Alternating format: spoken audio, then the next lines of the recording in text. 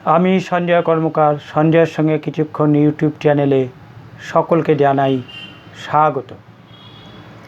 এখনকার প্রতিবেদন ও পর্যালোচনা মাননীয় মুখ্যমন্ত্রী শুভেন্দু অধিকারীর ভবিষ্যৎবাণী, মমতা ব্যানার্জি আর ক্ষমতায় ফিরবেন না। এটা নিয়েই কিছুক্ষণ আলোচনা করব, কিছুক্ষণ কথা বলব। পশ্চিমবঙ্গের রাজনীতিতে একটা স্বাভাবিক ও প্রথা বা স্বাভাবিক যে দিকটি দেখা গেছে সেটা হচ্ছে, একবার কোনো রাজনৈতিক দল ক্ষমতা থেকে ফিরে গেলে সেই রাজনৈতিক দল আর ক্ষমতায় সচরাচর ফেরে না। তার একটা জ্বলন্ত উদাহরণ কংগ্রেস। 1947 সাল থেকে 77 সাল পর্যন্ত কংগ্রেস ক্ষমতায় ছিল 30 বছর। এই 2026 সাল অবধি কংগ্রেস ক্ষমতায় আর ফেরেনি।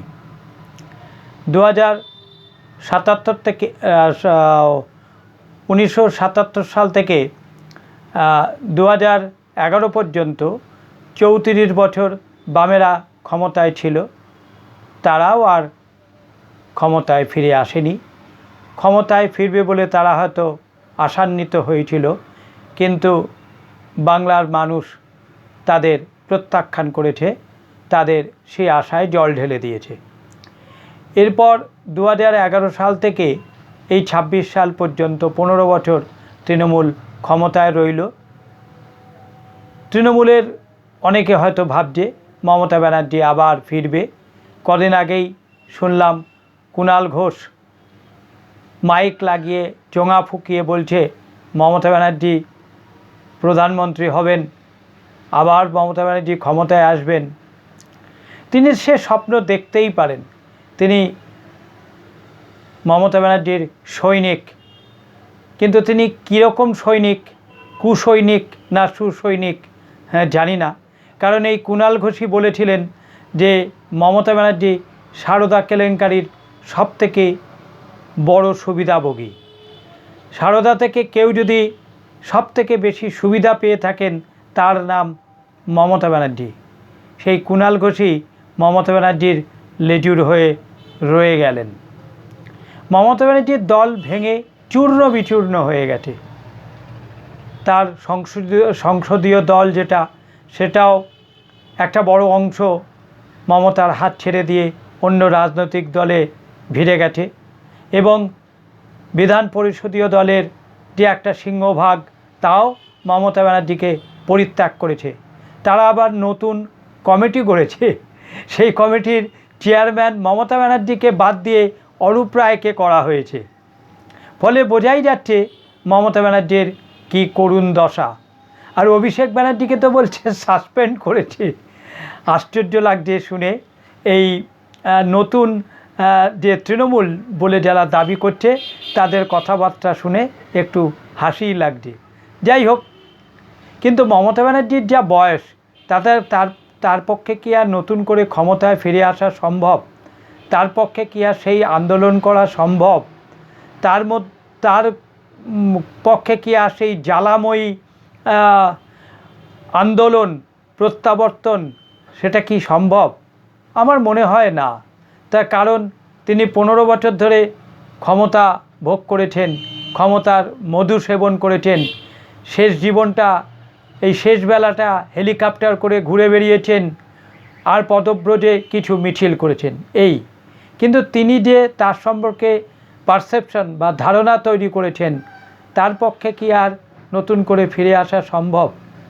মহুয়া মৈত্র, কল্যাণ বন্দ্যোপাধ্যায়, দোলা সেন, ডেরেক ওব্রায়েন, এইসব সৈনিক দিয়ে কি তার আর নতুন করে রাজত্ব পাঠ ফিরে পাওয়া সম্ভব? মহুয়া মৈত্র একেবারে হিন্দু বিরোধী। হিন্দু বিরোধিতা করে কি আর নতুন করে এখন রাজনীতির অঙ্গনে কিছু করা সম্ভব? আমার মনে হয় না। দেখা যাক। ক্ষমতায় থাকলে যে সুবিধাটা পাওয়া যায়, ক্ষমতা থেকে চলে গেলে সেই সুবিধা কি আর পাওয়া যায়? যার কারণ উপনির্বাচনে ক্ষমতাসীন দলেরাই জয়লাভ করে। বিশেষ করে পশ্চিমবঙ্গে এরম একটা ভাবনা বা এরম একটা ব্যবস্থা রয়েছে। যাই হোক, মমতা ব্যানার্জির জন্য এখনও বহু রাজনৈতিক বিশ্লেষক এবং রাজনৈতিক বিশেষজ্ঞদের ভীষণ দুঃখ রয়েছে।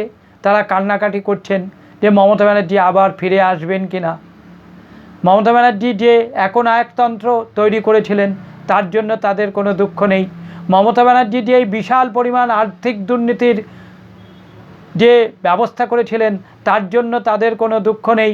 মমতা ব্যানার্জি যে প্রাতিষ্ঠানিক দুর্নীতির প্রাসাদ গড়ে তুলেছিলেন তার জন্য তাদের কোনো দুঃখ নেই। মমতা ব্যানার্জি যে দুর্নীতির প্রসাদ বিতরণ করেছিলেন তার দলের সমগ্র নেতা নেত্রী, কুচো বড় ছোট নেতাদের মধ্যে, তার জন্য কোনো দুঃখ নেই। মাঝে মাঝে তারা আবার বলছেন ইন্দিরা গান্ধীর মতন কামব্যাক করবেন কিনা তিনি। ইন্দিরা গান্ধী আর মমতা ব্যানার্জি কি এক? ইন্দিরা গান্ধী একজন স্টলওয়ার্ড লিডার। তিনি এমার্জেন্সি জারি করেছিলেন ঠিক কথা, কিন্তু তার বিরুদ্ধে দুর্নীতির তকমা গায়ে লাগেনি। কশ্চিনকালেও কেউ বলতে পারবেন না যে তিনি দুর্নীতিবাজ ছিলেন বা তিনি দুর্নীতিগ্রস্ত ছিলেন। এটা ইন্দিরা গান্ধীকে কেউ বলতে পারবে না। তার জন্যই তিনি ফিরে এসেছিলেন, লড়াই করে ফিরে এসেছিলেন। কিন্তু একজন দুর্নীতিগ্রস্ত নেত্রী যিনি বলেছিলেন দলতন্ত্র দূর করবেন, বামপন্থীদের দলতন্ত্র দূর করে তিনি একটা গণতন্ত্র প্রতিষ্ঠা করবেন, তিনি দলতন্ত্র করলেন না, গণতন্ত্র প্রতিষ্ঠা করলেন না, তিনি প্রতিষ্ঠা করলেন ব্যক্তিতন্ত্র। যার জন্য ডক্টর সুনন্দ সান্যাল আক্ষেপ করে, বিলাপ করে, আত্মবিলাপ করে এই পৃথিবী ছেড়ে চলে গেলেন। ডক্টর সুনন্দ সান্যাল বলেছিলেন যে বামপন্থীরা রেজিমেন্টেড পার্টি, তাদের একটা শক্তিশালী সংগঠন রয়েছে। সেই বামপন্থীদের থেকে আমরা যদি ক্ষমতা অন্য কাউকে হস্তান্তর করে দিতে পারি তাহলে একটা গণতন্ত্র প্রতিষ্ঠা হবে, for the people, of the people, by the people হবে। কিন্তু তা হয়নি। সেটা একটা ব্যক্তিতন্ত্র তৈরি হয়েছিল, একটা স্বৈরতন্ত্র প্রতিষ্ঠা হয়েছিল, একটা দুর্নীতিগ্রস্ত সরকার হয়েছিল। আপাদমস্তক প্রাতিষ্ঠানিক দুর্নীতিতে গড়ে তোলা একটা ক্ষমতার রাজপ্রাসাদ গড়ে তোলা হয়েছিল। তাই আমার মনে হয় মমতা ব্যানার্জি আর ফিরবেন বলে মনে হয় না। শুভেন্দু অধিকারীর সঙ্গে অবশ্য আমিও সহমত পোষণ করছি। এখনকার প্রতিবেদন এখানেই শেষ করছি। নমস্কার।